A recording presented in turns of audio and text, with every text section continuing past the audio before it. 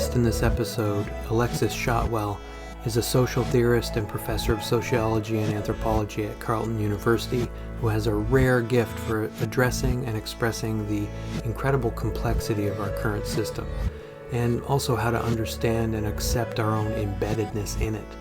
Her book, Against Purity, Living Ethically in Compromised Times, published in 2016, is a text that, as she says here, came out of a time when it was becoming impossible to ignore the overlapping emergencies that we now face.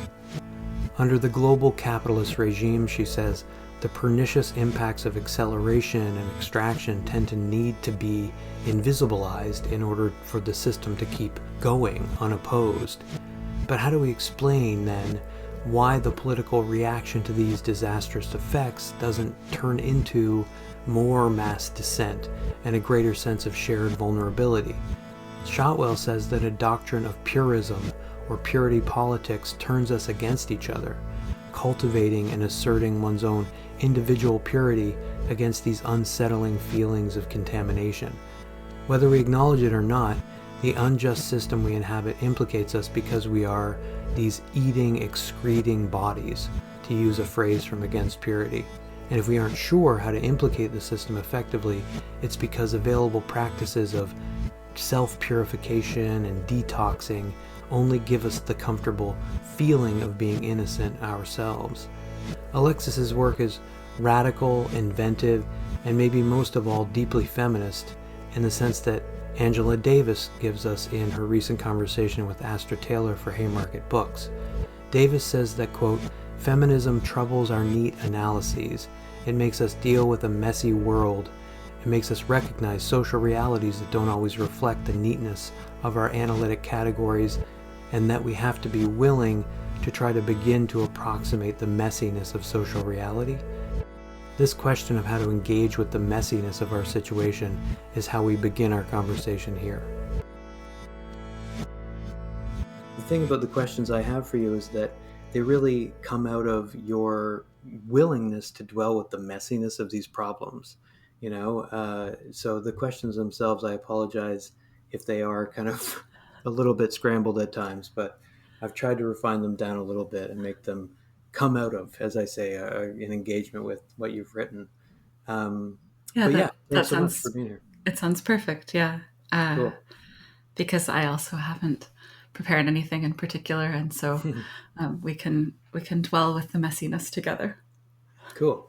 So to me, like, the interesting thing with the sort of messiness of I wouldn't even say that the text itself is messy, right? It's more like the kind of willingness to be open to the messiness of these problems rather than providing a very prescriptive answer. It makes me wonder why the book has had the sort of impact that it has in a sense. Like you've noted on the podcast, This Is Not a Pipe, that it has had, in fact, a kind of broad public appeal, which is just interesting in terms of its deeply theoretical, qualities. Why do you think it's resonated so much? Yeah, I mean, I still feel, I guess sometimes I have not regret that it's been taken up by people that I never would have imagined would have opened it.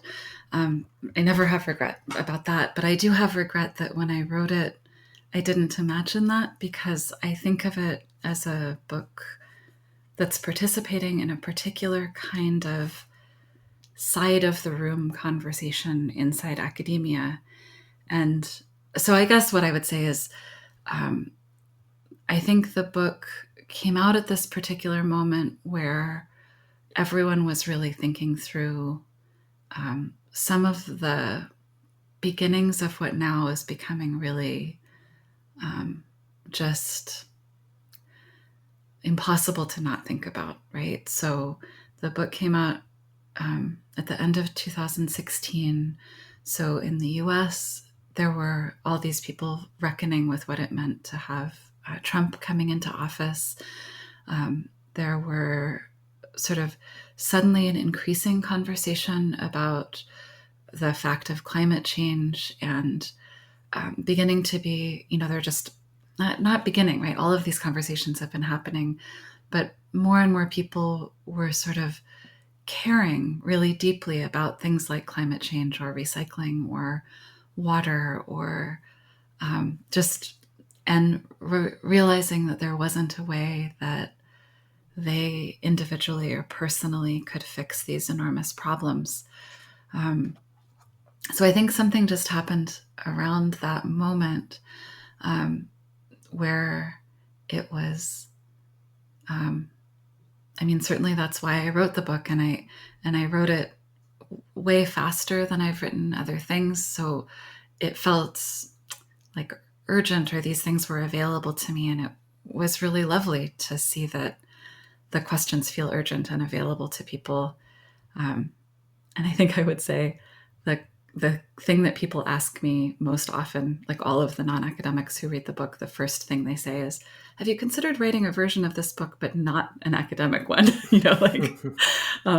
And Mm-hmm. yeah, and I often wish that that's where it started, like that's a limitation of being situated so much in the conversations inside the academy.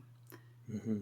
Well, but in a way, I think, at least what I've found is that this medium of being able to kind of just, talk about these claims rather than, labor over the exact wording that we want, Mm-hmm. in a book, it allows you to kind of open up the conversation to a certain extent. I can't really, you mentioned that you regret sort of not imagining the audience to some extent, or at least that it would have this broad public audience. That is, to be honest, the struggle, I think, in this medium as well. Mm-hmm. And this is really the next question I wanted to ask you was like, and you've kind of answered it really, who the imagined audience of Against Purity was.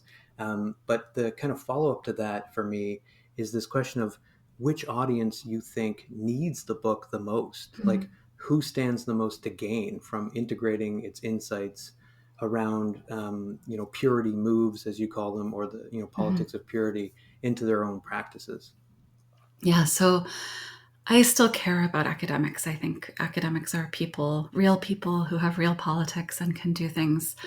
And and of course, I feel like the people that can actually change things in the world are ordinary people.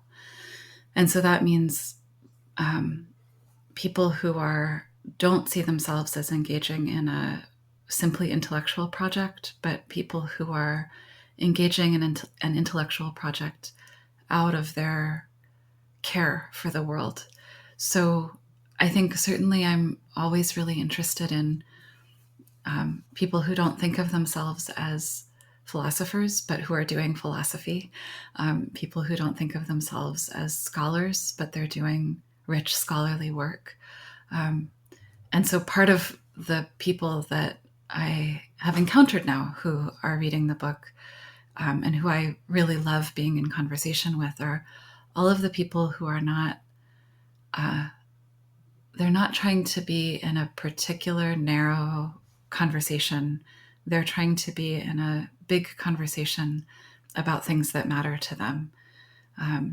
And so I think that one of the things that I like about the book is a lot of what I was doing in it was really thinking with people who are not, and it, so I don't want to be disparaging academia, right? Like I feel like there's something that's really wonderful that happens in academia. It's the reason I still devote so much of, Mary Oliver has that poem where she ends it by saying, "What are you going to do with your one wild and precious human life?"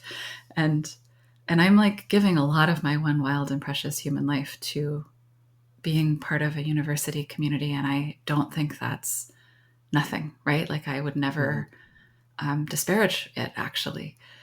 And I find so much inspiration in all of the people in this world who are asking questions that are not delimited by disciplinary boundaries or by the specific imperatives of the neoliberal academy as it's currently constituted.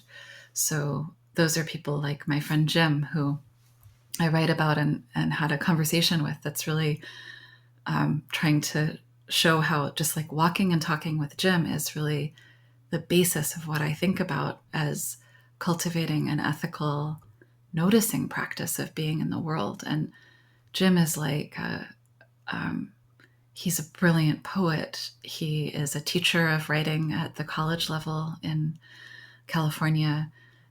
He's someone who has just made of himself a person that can be called on to do assessments on how many of this particular frog live in this area, what kind of development can happen here. So he's an example for me, but there's a million examples of people like that who are incredibly rich thinkers and complicated and interesting and curious and caring. So that's always who I think of when I'm thinking and writing, and that's the kind of conversation that I'm always so interested to have. I think we all are, right? I mean, when it comes down to it, that's the kind of conversation we want to have.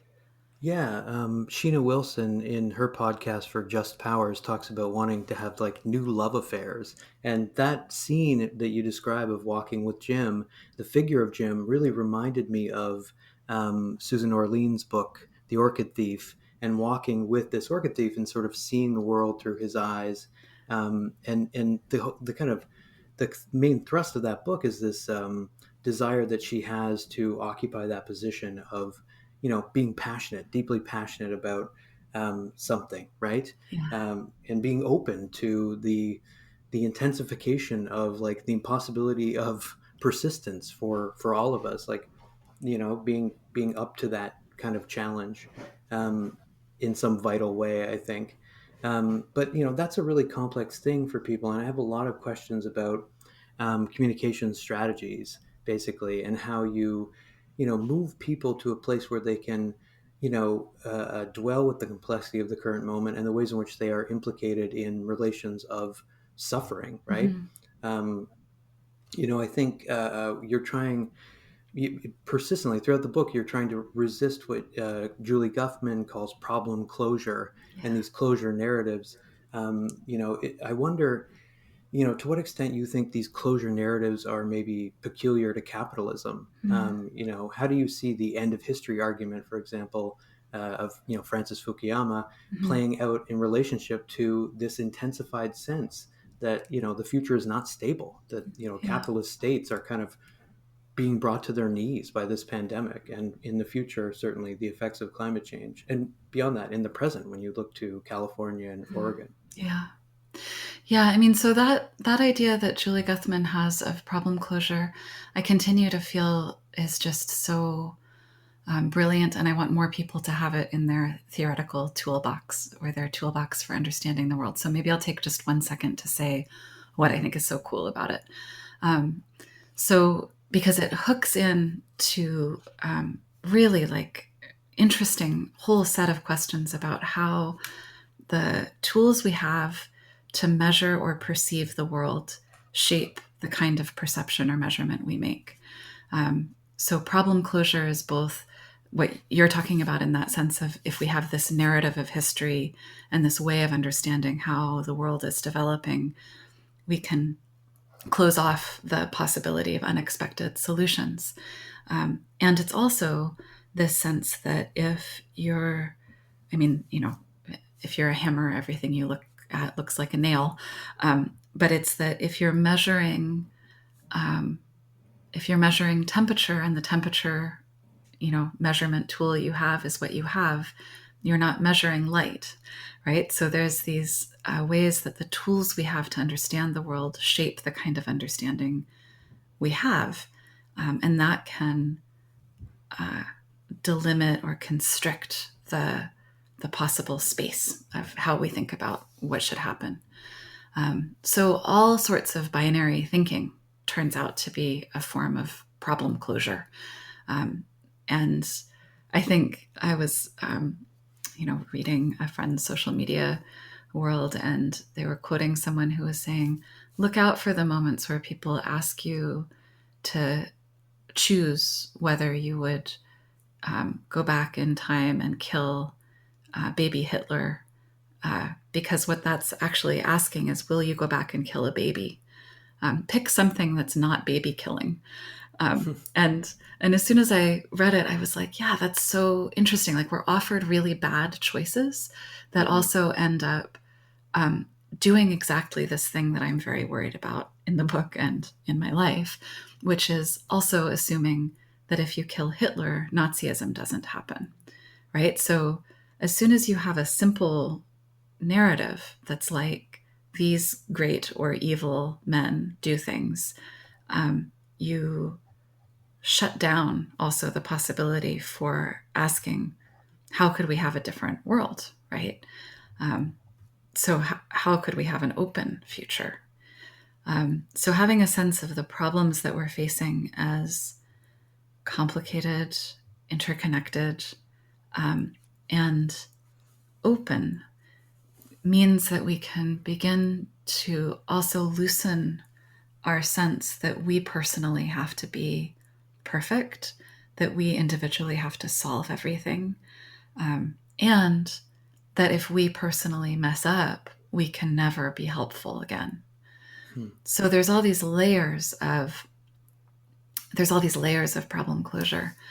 I mean, can I jump just really quickly to? I've been thinking a lot about Jessica Krug, the white woman who just was outed as faking for years being Black.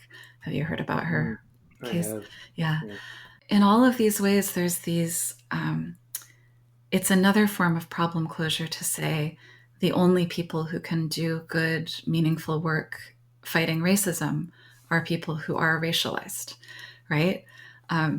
Thinking about all of the cases where people are taking up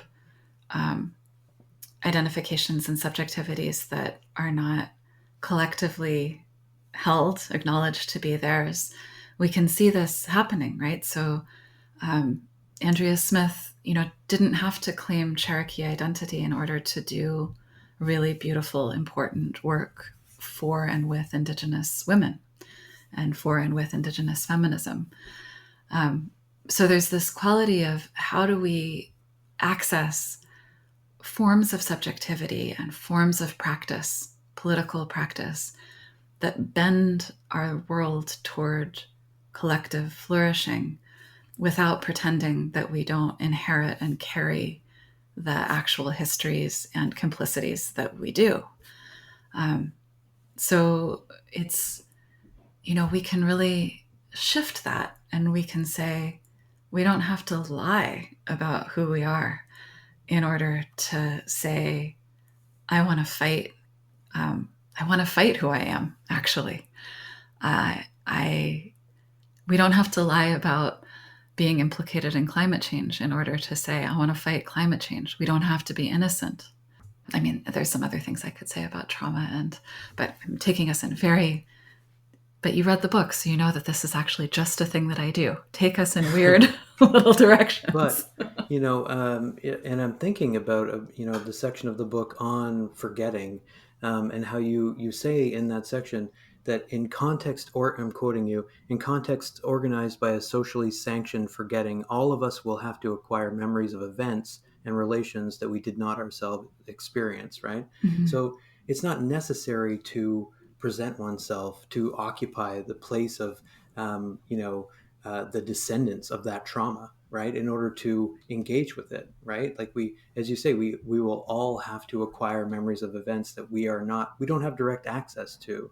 And so this is where, the point from which you can kind of articulate this more complex politics of responsibility that says it's a labor, like it's a continuous kind of labor. And I think what you're seeing, and I think this is why you're, maybe less inclined to disparage academia in this moment, you can see within academia a desire to decolonize the mind, right? To decolonize the curriculum starting to flourish. The recognition of what you term memory oppression and its contemporary effects. Like I think this is why you've kind of taken us in that direction. But I guess I am still curious to think a little bit more about your methodology, I guess, to some extent. Like I know that you moved from a philosophy department and I guess disciplinary background into sociology, having, by your own admission, never taken a sociology class. Yeah. I'm in a similar position where I teach communications, having never really Taken it. taken a communication class. Yeah. I just happen to have an English degree, and that's what you do with an English degree. That's right. Um, but it seems to me that if you're a theorist of one particular thing, it is this this theory of complexity, right? And of trying to scale our tools, our theoretical tools, up to the level of complexity that we face in the Anthropocene, Mhm. um, the predicament we're in. And so to me, it's this useful antidote. Like it's a kind of almost a diatribe against things like TED Talks, or what Mhm. Imre Zeman calls techno-utopianism, seeking just like a magic fix for decarbonizing the atmosphere using technology. And to me, this is really what I'm after in this podcast in general. Like, Mm. if there's a unifying theme, it's the idea that complex ideas, dwelling with structural problems, and doing so in a way that isn't just behind various levels of arcane academic analysis, but actually, and I would never put your book in that category by any means. To me, that has a certain kind of transformational power, and the impact your book has made is a testament to that. And so basically, what I'm saying, and I guess this is less of a Mhm. question, is that I feel like you've hit on a way of articulating the need to imagine ways of seeing capitalist power relations, right? And you're also talking about tactics, right? You say you hope for something more like a plan than Yeah. just a elegant way of phrasing it. And to me, that is potentially liberatory. And I guess, to get to a question, why do you why do you think politically it's so productive to pursue what you call non-innocent responsibility, right? Mm. This kind of impure responsibility. And do you give any credence to the idea that making people confront suffering primarily inspires dread or fear, and so as a tactic of communication might backfire? Mm. Yeah, I've thought about this a lot. And well, my first book was a book about the importance of knowledge that you have that isn't in words, so non-propositional knowledge, and it was really directed at philosophers. Like, it was an argument in the discipline, the part of philosophy called epistemology, which is the study of knowledge and how we know that we know something and who can be a good knower. And in that book, I have a chapter about whiteness and shame, and try to delineate between white guilt and white shame, and say that white guilt is not useful, but that white shame is useful. Um, and there's a really interesting artist, Adrian Piper, artist and philosopher. She's a Kant scholar and a conceptual artist. And she came to NASCAD and did I think she was an artist in residence for some time. And she would do things like teaching white people to dance, and letting them feel how awkward that felt. So anyway, I spent a lot of time thinking about whiteness and shame. And after Against Purity came out, I started coming back to it, because I think that one of the feelings that we have when we recognize that we're involved, that we're complicit, and that things are too complicated for us to be innocent, one of the feelings that we can have is shame. And that feeling is a horrible feeling to have. It's a reason that people um, turn away from doing the work, and turn toward um, lies, lies of being innocent and not implicated. So I pretty much never think that it's useful for us to, on purpose, try to make people feel bad. I pretty much think that mostly people feel how hard things are. And a lot of the time, people feel how um, how brutal the world is, and just are really white people, mostly who I'm thinking about. I think we white people are really committed to pretending that we don't know how horrible things are and how deeply implicated we are in the horror. So I've never found it to work to say to any white person, a friend, a student, a stranger, my family, like, let me tell you all the things, right? But I have felt that it works to allow, like, to feel with people, to allow people to feel that that bad feeling, that feeling of being implicated in something that we abjure, that we detest, that we don't want.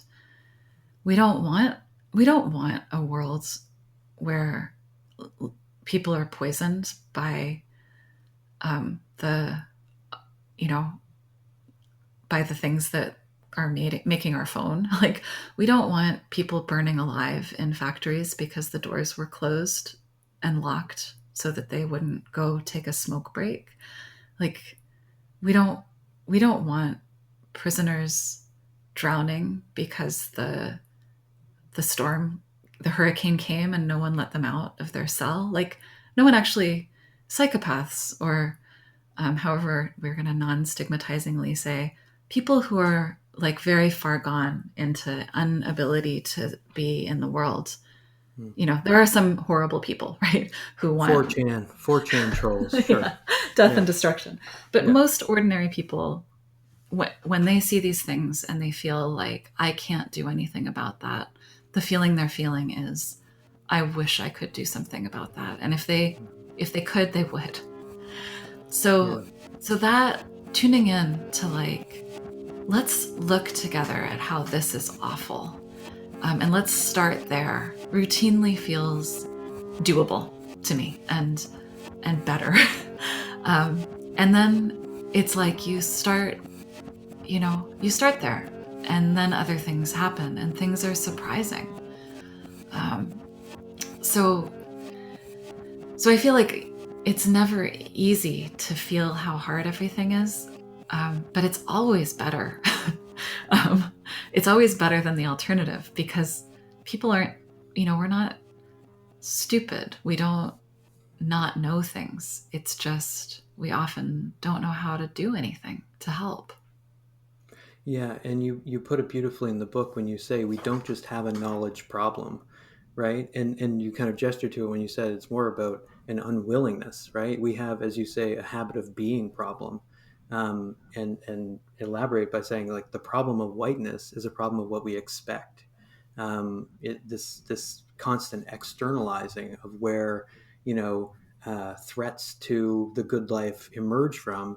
We're seeing this in a variety of different ways right now, and I think in particular you can see the breaking down of that particular edifice, right, of white exceptionalism around the wildfires or the climate fires. I mean, when you write, we are still implicated by contamination in relatively pure areas like Nova Scotia. Yeah.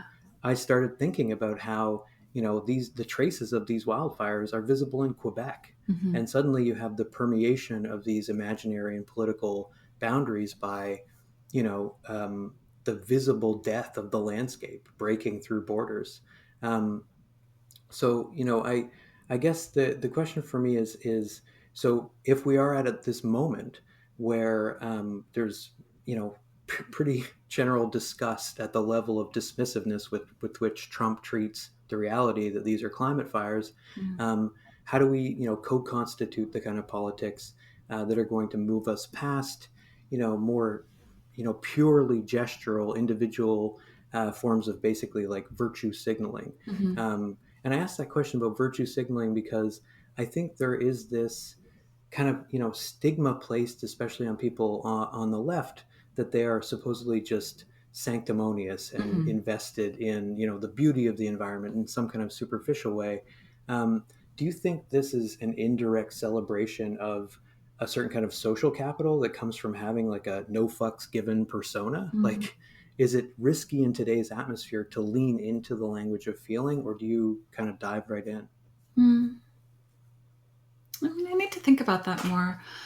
One thing that I think I want to say about that quality of feeling, how even when we're quite far away from something, or we feel that we're far away from something, we can begin to say, oh, I'm connected to that.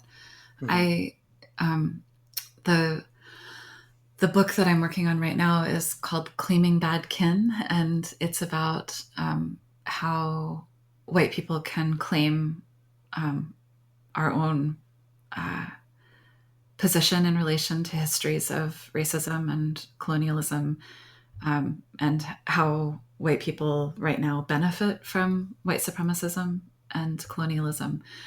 So, um, so I've been thinking a lot about what it means to sort of act from that quality of um, not just like making a list of all the ways we're terrible, and right, because I think the bad thing about, I actually don't have a problem with people being correct, including politically. I don't have a problem with people being virtuous and signaling that they're virtuous.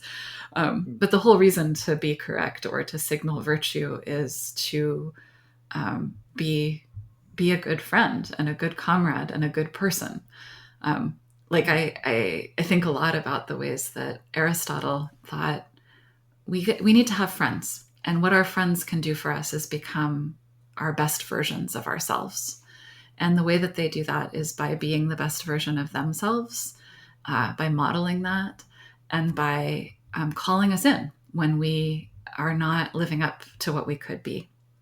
And he very, beautifully and compellingly thought about the ways that being the best version of myself is going to be different than you being the best version of yourself, right? So we have different skills and different things that we love and places that we're situated. So there's a way that if we start looking at when people say, well, I care about this, or I don't think that's okay.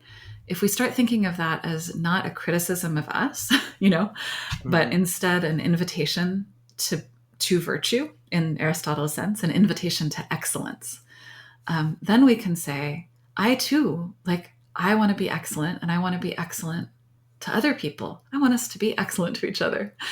Um, and and actually the thing that feels productive about this whole way of claiming, right? So I think of that as being part of claiming our kin, right? Claiming relationships with people.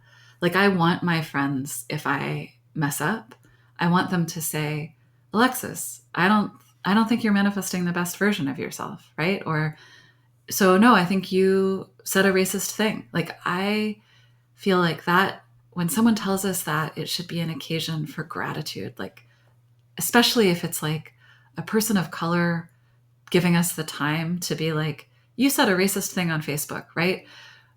If we can cultivate this space of being like, thank you so much for telling me, because obviously I want to be the best version of myself, and that's not it.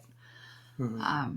And so, for us here on the East Coast, and just feeling, I'm in Ottawa, but we can say, like, these climate fires are burning in BC, and they're burning with Trudeau in office, putting in place, massive buyouts for the Trans Mountain Pipeline. And we can say, another way for me to claim my place is to be on the side of Indigenous land defenders. Like, in every conversation, in every place where we're raising money, we can say, I'm on the side of Wet'suwet'en peoples, right? And in Nova Scotia, we can say, I'm on the side of the land defenders who don't want that river to be turned into a salt flood, Like, those are all things that actually, as soon as we start doing them, they're an antidote to shame. They're medicine. They're a way for us to find a different person to be in a different world to be that person in. And a way out of the kind of fraught pursuit of self-righteousness, right? Like, this is a distinction you make between righteous, which is not a bad goal, and self-righteous, which is this self-seeking thing. I mean, you gesture to the indigenous resistance against extractivism. I mean, one of the things you talk about in Against Purity is a unique form of indigenous sovereignty that, as a form of sovereignty, is not really the way that we conventionally understand like European notions of sovereignty, right? Which is all about protectionism and filtering out impurities and borders, you know, you're talking about a form of sovereignty that's about framing responsibility far more broadly, right? Yeah. In an interconnected way. Whereas like under neoliberalism, the logic of responsibility, it's virtually always framed in terms of ownership, Yeah. which extends too into the ways that like governments partition and classify sections of resource management, rather than trying to take the problem more holistically, I guess. Um, Oh, yeah, for sure. Yeah. um, and to my mind, like this kind of tension between righteous and self-righteous, I think a lot because I teach communications and media studies more particularly about the kinds of messages we receive, and like what register they're trying to communicate to us Hmm. on. And the documentary I've been talking a lot about in my classes is Michael Moore and Jeff Gibbs' Planet of Humans. Hmm. And I wondered, like, have you seen this documentary? I haven't seen it, no. You're not missing much, but Okay. the thing about this documentary is, I mean, it would be interesting to do a reading of it using your text, because it is a film that really attacks, but also somehow markets in purism. Huh. So it's attacking a certain purism around renewable energy that says Uh-huh. it's just a utopian solution, but then it's also advocating being somehow like outside of capitalism itself. Like Moore Uh-huh. says, he's not part of the system. Uh-huh. Um, and then, maybe I think most offensively, it's bluntly saying that overpopulation is the problem, Uh-huh. right? And that really, in some sense, certain people are the problem, right? A Yeah. rapidly developing world.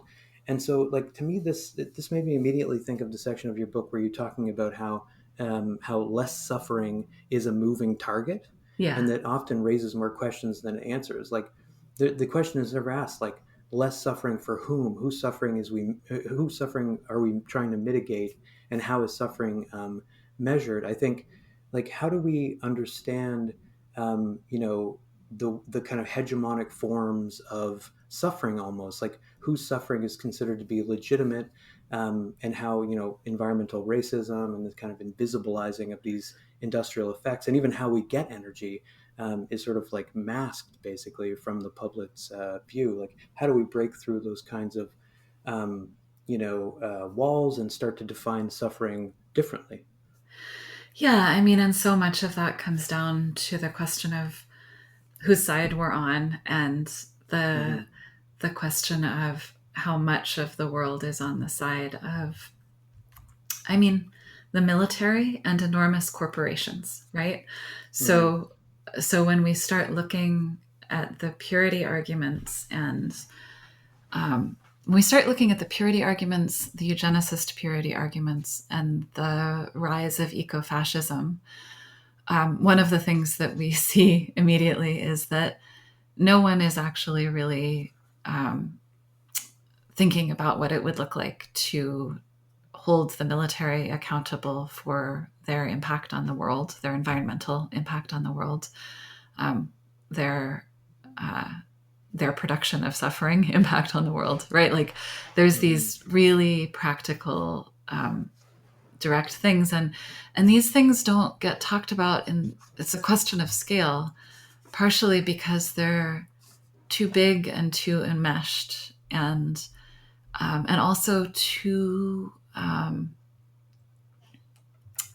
bureaucratic, I want to say. Hmm.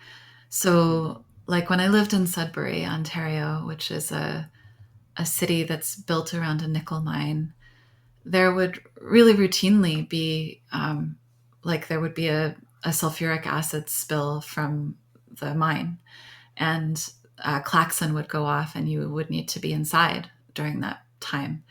And since I've moved away from Sudbury, I sometimes have this, like, it's not like an echo of that. It's a memory that I have not heard that klaxon, right? Hmm. So it's that where I am in the capital of what's currently Canada, that sound is far away from me. I don't hear it. So that's a conspiracy, to make everyone who lives in Ottawa feel like there isn't acid being spilled into the air that would burn your lungs if you breathed it.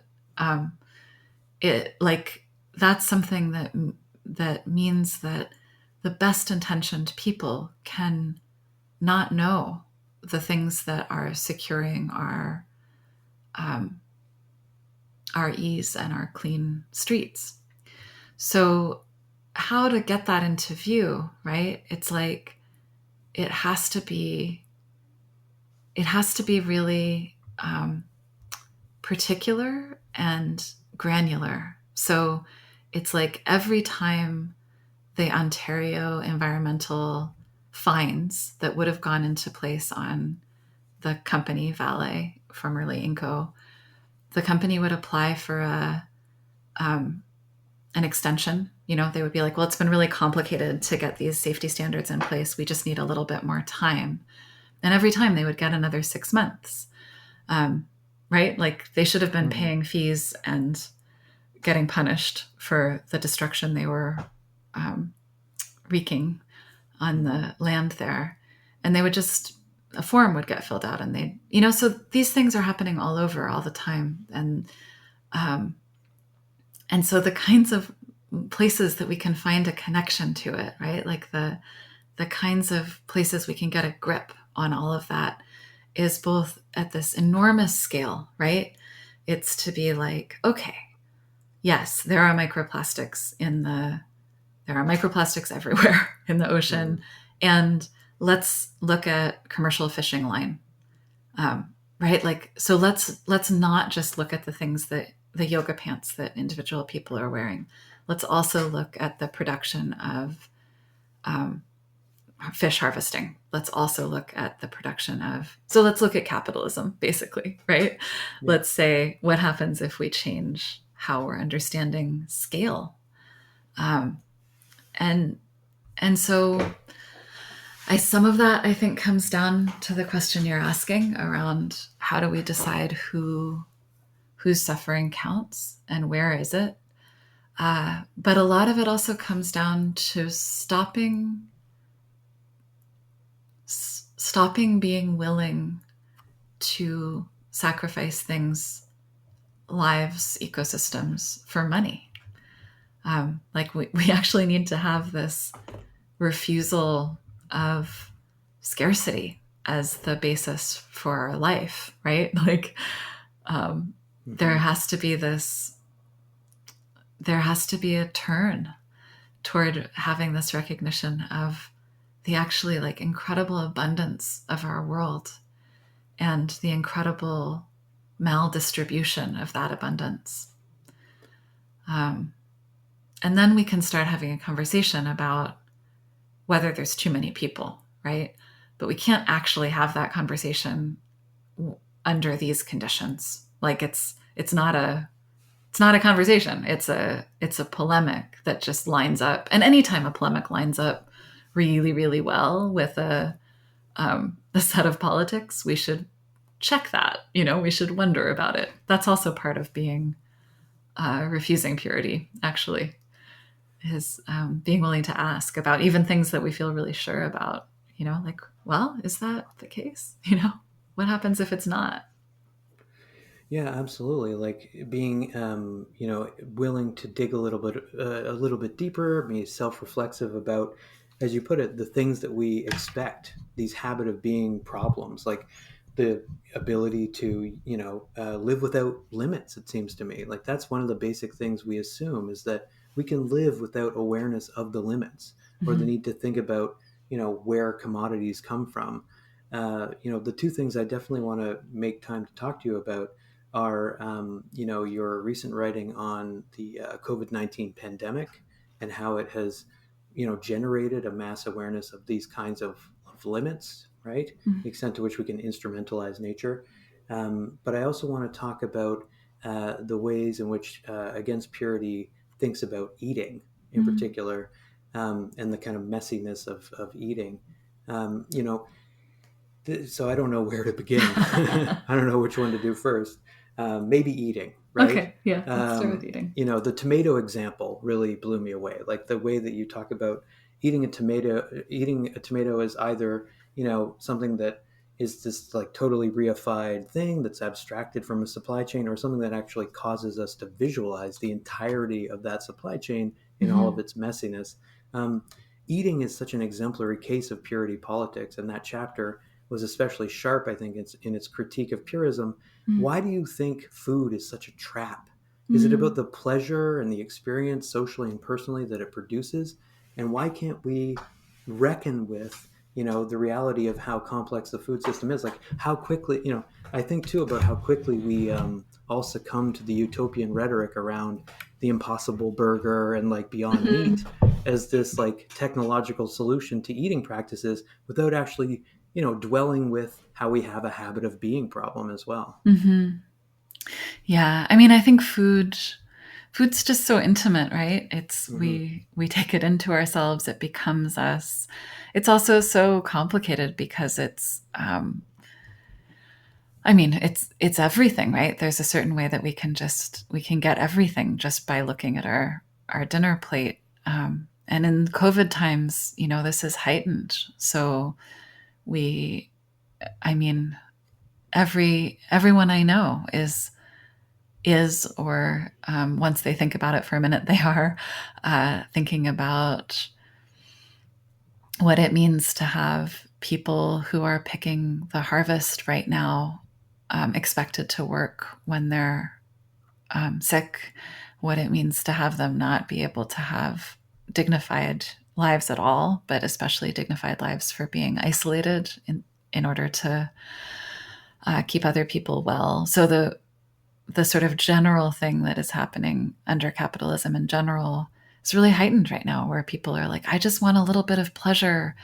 And then, people who normally would like bring their tiffin or their Tupperware with them to the restaurant to take home the leftovers are suddenly like, I guess I'm getting takeout and I'm eating it in a, styrofoam case that will literally last until the ends of the earth. Like it's Mm. um so there's just like, I think COVID is heightening a lot of people's feeling of like, I just can't handle thinking about that. I just want to eat food, Yeah. and Skip the dishes. Yeah. yeah, I'm just gonna Uber Eats is bad. I don't know.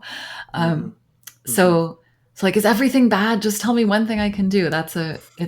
Yeah. And then also food is the place where we have the feeling of family and the feeling of comfort. It's the place where for a lot of us we have legacies of shame and feeling like we're disgusting if we eat things or if we don't eat things.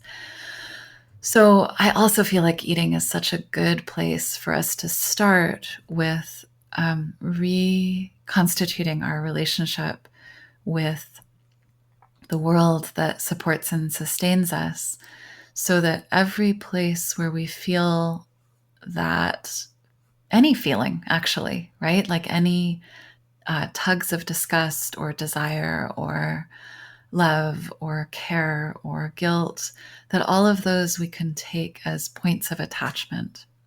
And as soon as we have a point of attachment, we have a point of relationship. And as soon as we're in relationship, we can try to practice relationships of responsibility. And as soon as we're practicing relationships of responsibility, we're liberated from perfection, because we're always going to make mistakes, but making mistakes is not the end. It's just the beginning. Um, so my favorite person right now, that still, I mean, I write about her in the book, is Lisa Heldke, who, the way she talks about this is she says, when we're eating, we're not eating things, we're eating relationships. And that allows us to say, I want to be in different relationships. Um, and that allows us to start changing them. But it's always going to be in the actual world that we actually live in. So we can't suddenly change them and become breatharians, right? Like we're just always going to be in the middle.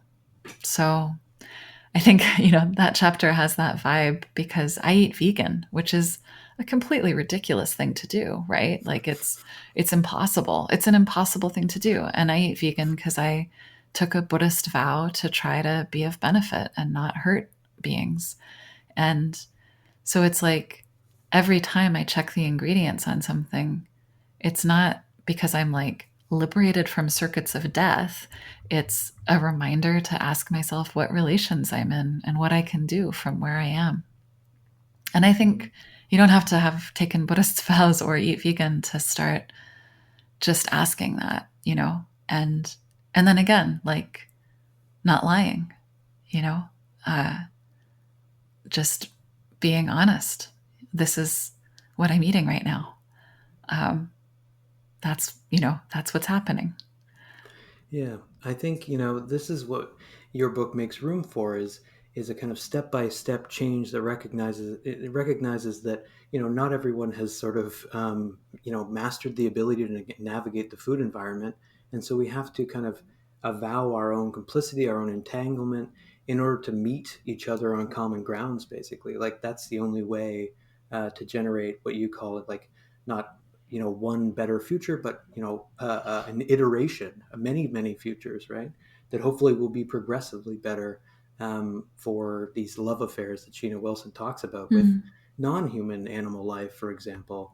And that maybe is where we can take the conversation now to some extent. Like the presence of zoonotic viruses is now this unignorable thing, right? Mm-hmm. The WHO published a document describing what they called disease X, which really in many ways was a prophetic document that saw the coronavirus coming, but governments just really didn't heed the warning because it was still so abstract. But Mm-hmm. as soon as a virus emerges, that's of course this moment where we have to actually start to dwell with the reality of what you call interabsorption, Mm-hmm. even across these species lines.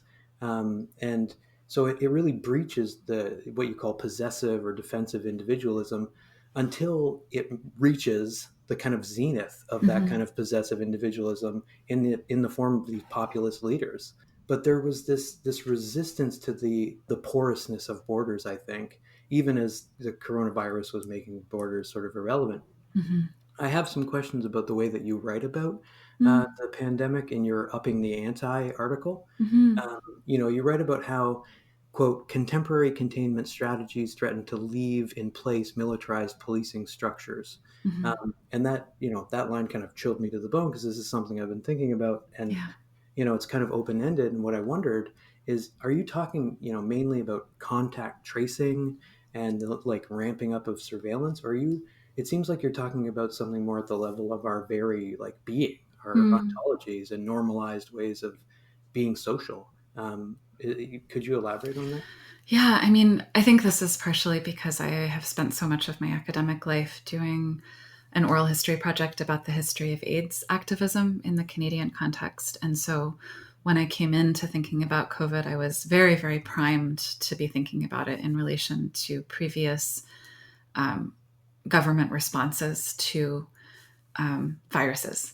And and so also very, I've always been very interested in the ways that we as societies try to make responses to viruses when we don't know what they are actually, which is most of the time. Like we don't, and coronavirus, this COVID-19 is a good example of a virus where what it is, like its being, has changed in our understanding many times, right? So in ways that are also directly involved in some of the really tragic things. So at the beginning, when it was thought this is really about a surface transmission, and there was worry about people hoarding masks, um, the messaging was very much like, no one needs to wear a mask. You're actually being very selfish if you wear a mask. And that meant that it was really hard when it became clear, like, oh no, we haven't related to the aerosolized nature of this virus well enough. It's very new. We don't know, right? Like, Mm-hmm. so that's shifted, but it's been so distributed, right? So how people now can feel that it's um, you know a plot to make them wear a mask is just, it's one of these things where I I a little bit don't even feel sort of mad at them, you know. I feel just incredibly sad that they should be able to rely on public health people, um, and and they should have the background to be able to understand the ways that things change. Now, then I'm like, well, I understand why people don't rely on public health people, partially because I've studied the history of AIDS in this country. And, you know, BC passed a motion, like they passed legislation to quarantine people who were HIV positive or suspected of being HIV positive on former leper colonies. There was a legislative motion in Nova Scotia that almost went through to quarantine people who were HIV positive or suspected of being HIV positive following the BC model on George's Island.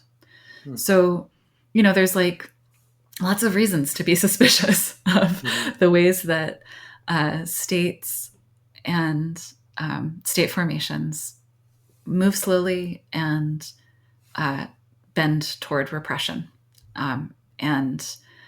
and tend to target people who are least resourced and given like standing in any given world. So thinking about how the logic or the language around COVID-19 manifested in the early days, especially, it was very much around closing borders, keeping the boundaries safe, keeping things out. And there were certain good health things that happened as a result of that, right? So, like if you play the game Pandemic, there's a card that you can get where they shut down commercial air travel and it buys you a little time in the game, right? We played that much earlier than anyone who's ever played the game Pandemic would have expected. But what we didn't do then was right away begin thinking about the ways that in order to have a world where people can flourish, we have to have connection, and we have to prioritize what kind of connection we actually want to have. So right now in Ontario, you're not feeling this so much in Nova Scotia and in the Maritimes, but in Ontario, people have made this decision that we're going to open bars and we're going to have people sitting down in restaurants and gatherings are going to happen. And it means that kids are not going to be able to go to school. And that means that these rippling concentric circles of real pain are going to increase. So it all comes down to when we think that we have this kind of individualist protectionism, like when we think that's going to work and when we realize it doesn't work, and what we can do as a world, as a society, to build a different plan. And that means giving up, giving up the profit motive in some real way, right? We need to invest in public infrastructure. We need people to have enough food and good water and have safe places to live. Those things need to be not organized around dyadic, monogamous household structures that stabilize the tax base of the country. We need a big revolution in order to keep everyone alive long enough for us to figure out how to live. Mm-hmm. At the local and the global level, I mean, Mike Davis has talked about how if we actually had, a system of medical innovation that wasn't driven by profit, we'd likely have a universal vaccine and these kinds of seemingly unimaginable solutions. Yeah. And what I love about the article that you wrote for Upping the Anti is that it doesn't just rest on, as it were, I think appropriate tactics of alarming people, right? It doesn't just stay there. In the end, what you're arguing is that the virus, again, I'm quoting you, invites us to form practices for taking care that allow more of us to live. And you say straight up, we should emerge from isolation with more demands for collective care.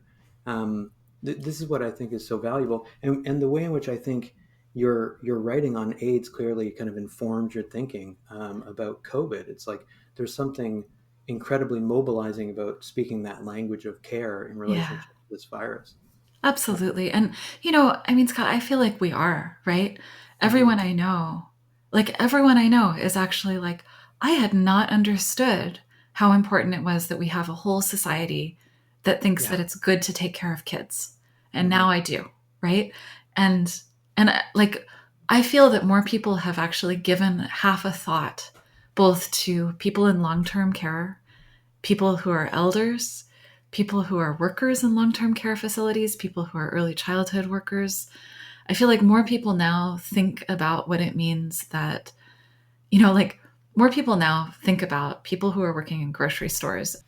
So I do think that, and I think that people overwhelmingly, I just have seen this happen so often and I find it so moving that people, when they think about whether they're going to catch COVID, when they were like, the masks aren't effective for me protecting myself. So I don't need to wear a mask, right? That happened a lot. But as soon as you said to people, you're not protecting yourself, you're protecting everyone around you, I would over and over again see people be like, oh, well, then obviously I'll wear a mask, Mm-hmm. right? If it's for someone else, I'll do that. Like, I don't. So that's lovely. And that's part of the other piece that's really come out as people, especially in the US, have started to, out of necessity, because the government is not taking care of them, they are taking care of each other. So just, I have friends who are science fiction nerds as I am, and we were sitting around having a distanced conversation. And one of them said, I've read so many dystopias. In all of them, what happens is the government cracks down and is repressive. It's just really surprising to be in a dystopia where the government's just like, well, I guess you're going to die. I'm not going to do anything about it. Right. And, so that's what's happening, especially in the US. And then ordinary people are helping each other. And Mm-hmm. it's sad and beautiful. Yeah, we're seeing, you're right. It's sad and beautiful. We're seeing the kind of underside of that, as it were, the kind of dark, kind of, I don't know, manifestation of that with the reported rise of like militias governing checkpoints in the scorched areas of Oregon. I mean, like there are ways in which it can manifest really bleakly in the decline of the neoliberal state, the kind of obvious inability of the neoliberal state to actually meet the moment. But then, more inspiring, we're seeing people band together and form forms of solidarity that didn't even seem possible before Yeah. now. Yeah. So I think, and this is, what is so instructive about the legacy of AIDS activism, and the reason why you really stress that, it was social movements that actually changed the narrative, right? In the aftermath of this pandemic, there will be, I think, a desire to just erase it from our memory, the way that the 1918 so-called Spanish flu was sort of erased as soon as it Mm. overcome, as it were. I feel like we can't allow that forgetting to take place. There'll be a true kind of like violence to any sort of attempt to re-narrate it in the way that the Trump administration, for example, is trying to re-narrate it. You'll necessarily have to have some kind of, I think, what you term political activist ethnography to actually, I think, document the victories over apathy. Sorry. Yeah, so for sure. I mean, and my comrade Gary Kinsman has that beautiful phrase, the social organization of forgetting. And it's right away we can start thinking like, who do we want to remember, right? And especially, I think coming out of doing all that work on HIV and AIDS, it's like there are so many people who did not need to die in the last 6 months. They didn't, their deaths, they didn't need to happen. And we've lost beautiful people. So, so how can we actually like hold that in mind and change, you know? Like, this world doesn't have to be like this.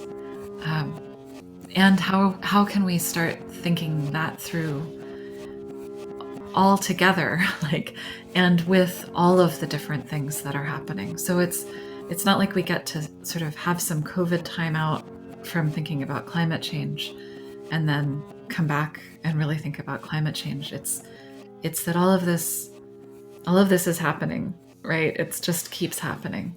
Mm-hmm.